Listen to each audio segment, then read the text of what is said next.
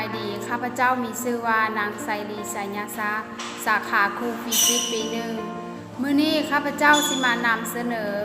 ประวัติความเป็นมาของท่านสตีเฟน ฮอว์กิงซึ่งจะเป็นแนวใดนั้นไปรับชมและติดตามพร้อมๆกันเลย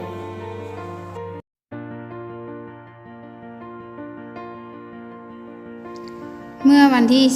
14 มีนาที่ผ่านมานอกจากจะเป็นวันคล้ายคือวันเกิดของนักวิทยาศาสตร์ที่มีชื่อเสียงโด่งดังของท่านไอน์สไตน์แล้วยังเป็นวันแห่งการสูญเสียบุคลากรแห่งยุคศตวรรษที่21นั่นก็คือวันจากไปโดยไม่มีวันที่จะกลับมาของสตีเฟน ฮอว์กิงในวัย 76 ปีท่านสตีเฟน ฮอว์กิงผู้ค้นพบความลับของหลุมดำซึ่งฮอว์กิงเชื่อว่าหลุมดำบ่ได้มีคุณสมบัติที่ดีที่จะดึงดูดยังบ่มีทางกลับมาเพียงอย่างเดียวแต่พลังงานยังสามารถจะลุกออกมาได้ซึ่งก็แม่นการเพ่รังสีของวัตถุดำที่ปล่อยออกมาจากลูกดันอันเนื่องมาจากประกบกันทางความดำที่ซับซ้อนแต่พลังงานยังสามารถที่จะลุกออกมาได้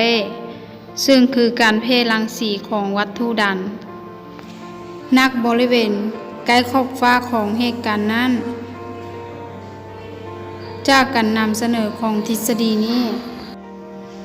ในปี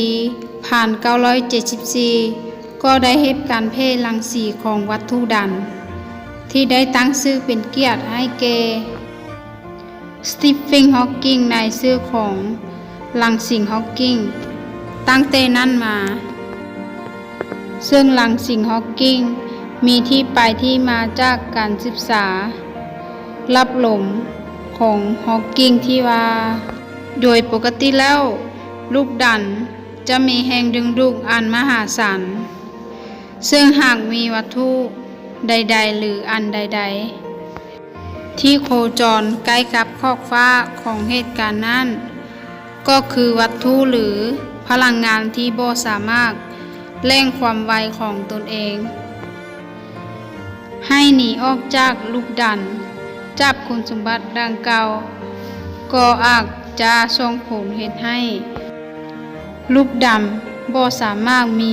หมวกหรือพลังงานที่ลุกออกมาได้ดังนั้นเวลาผ่านไปหลายเท่าใดการเพ่รังสีก็จะเฮ็ดให้หลุมดำเริ่มมีขนาดน้อยลงไปเรื่อยๆและหายไปในที่สุดเหมือนไปจากชื่อดังเมื่อปี1988เรายังเป็นผู้ที่หลงไหลในเรื่องเวลามีอยู่ไซบนน้อย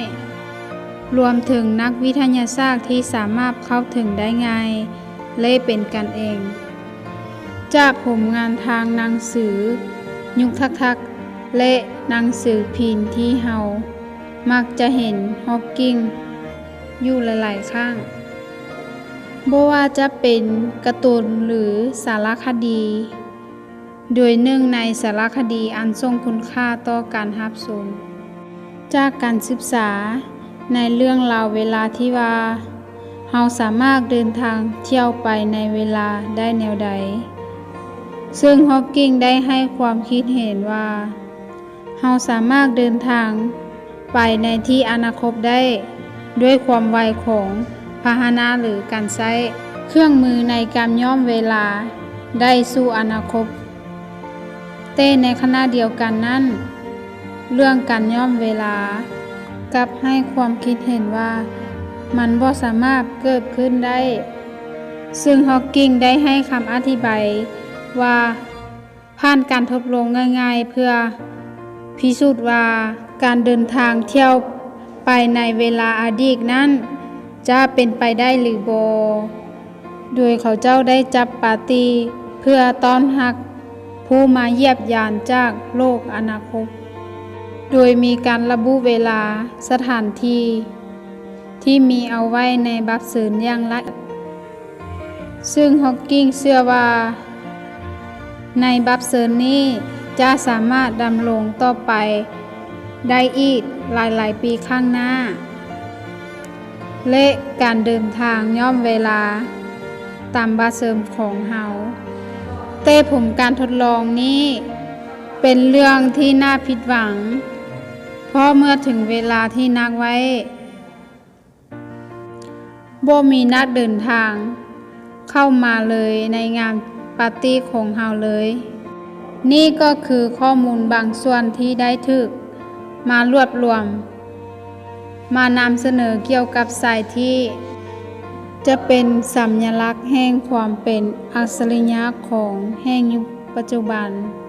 รวมถึงเป็นตัวแทนแห่งบันดาลใจในการสู้ชีวิตของผู้ที่สิ้นหวังและเป็นแบบอย่างของนักวิทยาศาสตร์ใหม่ไปตลอดกาล